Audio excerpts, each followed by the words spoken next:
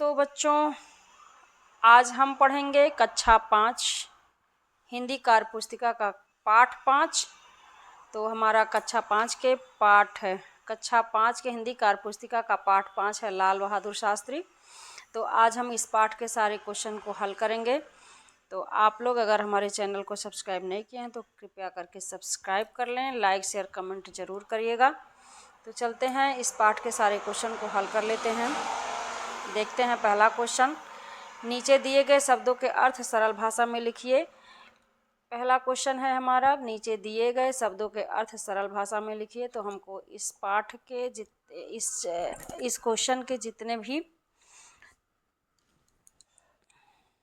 इस क्वेश्चन में जितने भी शब्द दिए गए हैं उन्हें हमको सरल भाषा में उसका अर्थ बताना है। तो उदाहरण के तौर पर यहाँ पर एक शब्द दे दिया है प्रतिष्ठा,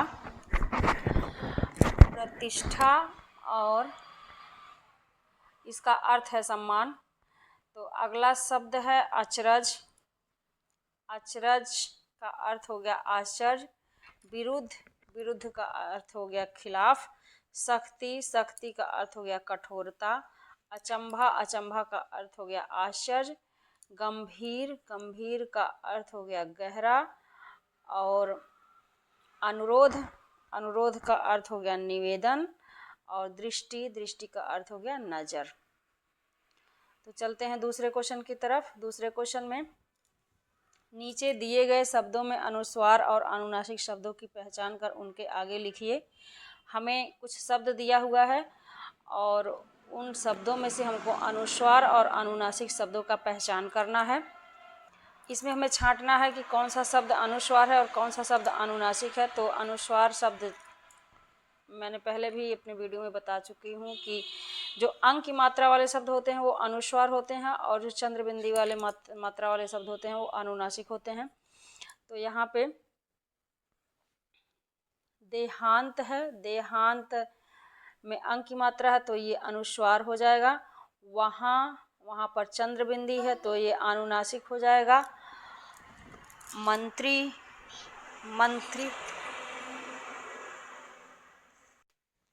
मंत्री में यहाँ पर अंक की मात्रा है तो यहाँ पे अनुस्वार हो जाएगा। हंसना में चंद्र बिंदी है तो यहाँ पे अनुनासिक हो जाएगा। माँ पर भी चंद्र बिंदी है तो ये भी अनुनासिक हो जाएगा। और अंदर में अंक की मात्रा है तो अनुस्वार हो जाएगा। पाँच में चंद्र बिंदी है तो ये अनुनासिक हो जाएगा। अब चलते हैं क्वेश्चन नंबर 3 के तरफ। क्वेश्चन नंबर 3 में दिया है अनुच्छेद पढ़कर प्रश्नों के उत्तर लिखिए। तो यहाँ पे हमें कुछ अनुच्छेद दिया गया है, यानी कि कुछ पैसेज दिए गए हैं। उस पैसेज को पढ़ करके हमको उसका उत्तर देना है। तो चलिए पहले हम लोग पैसेज को पढ़ लेते हैं।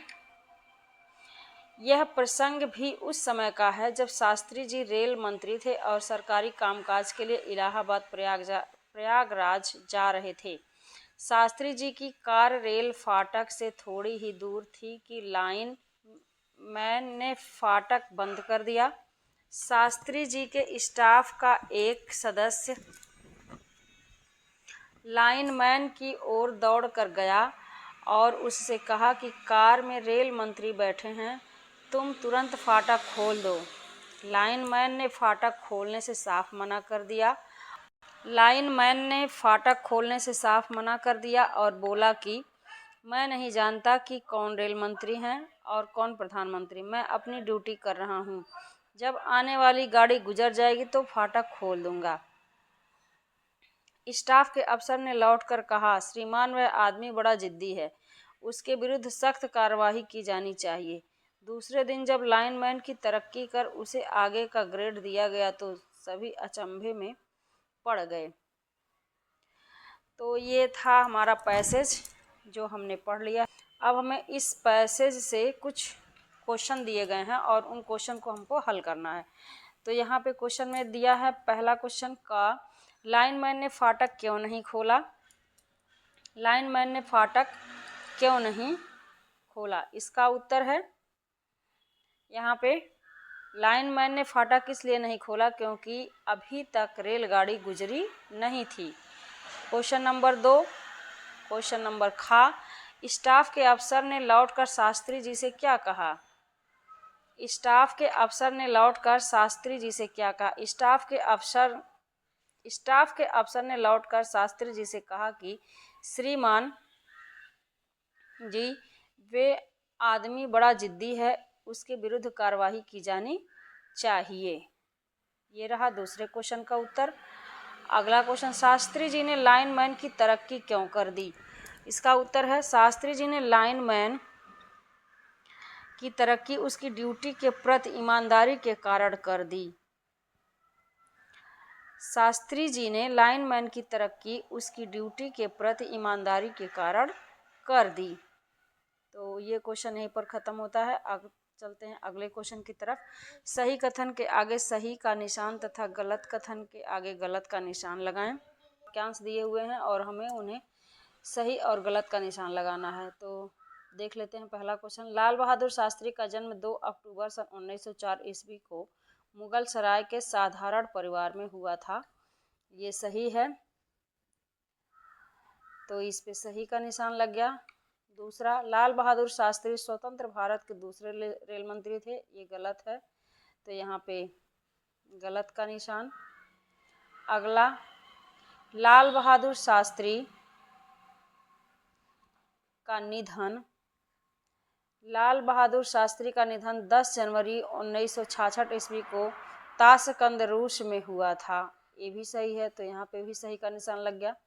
शास्त्री जी ने लाइनमैन की तरक्की क्यों कर दी?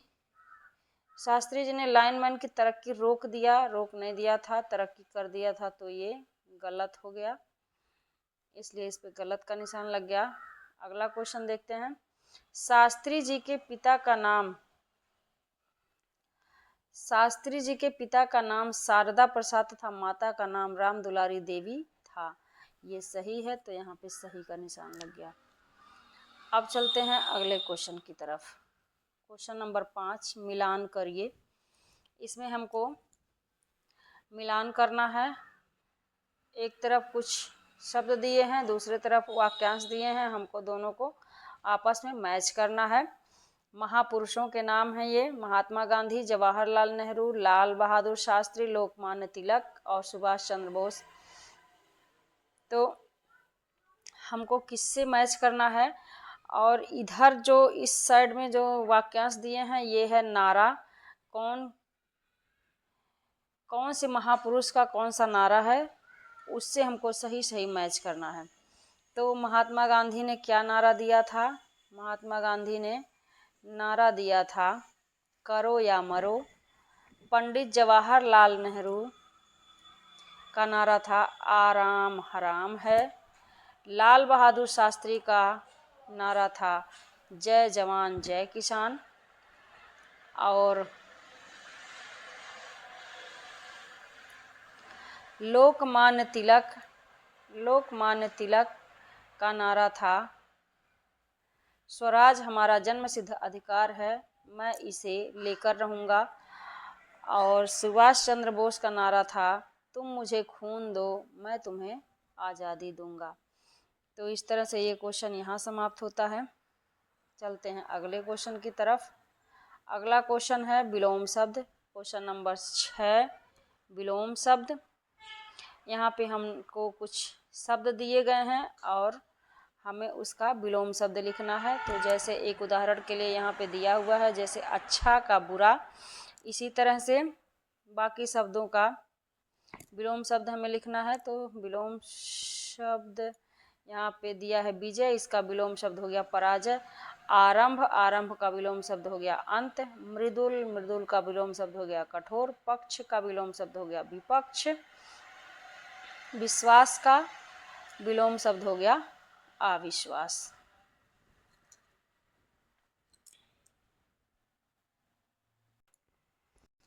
तो अब चलते हैं क्वेश्चन नंबर 7 की तरफ।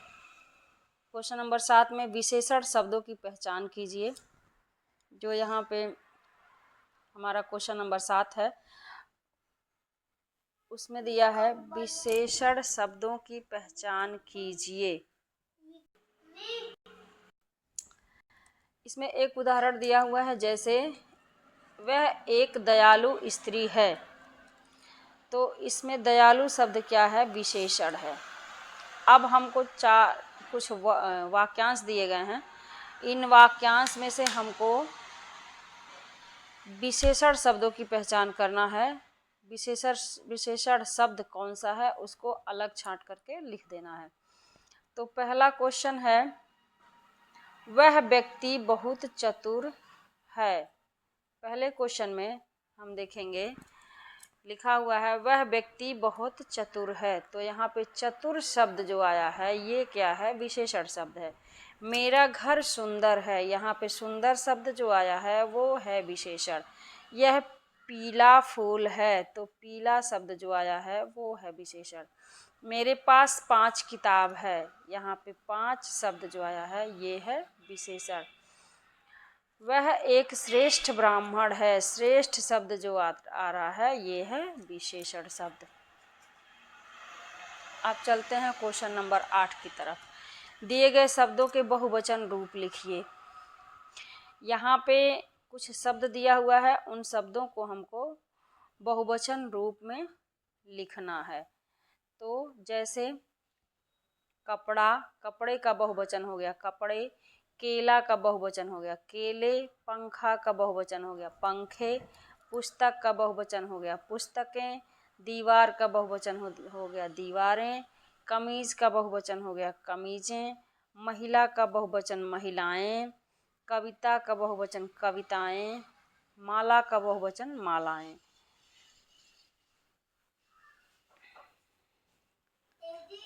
तो बच्चों ये क्वेश्चन हमारा यहीं पे ख़त्म होता है और ये चैप्टर भी हमारा यहीं पे समाप्त होता है। तो आप लोग पढ़िएगा और हम मिलते हैं अब आप सभी से किसी नए वीडियो में किसी नए चैप्टर के साथ। तब तक के लिए बाय बाय।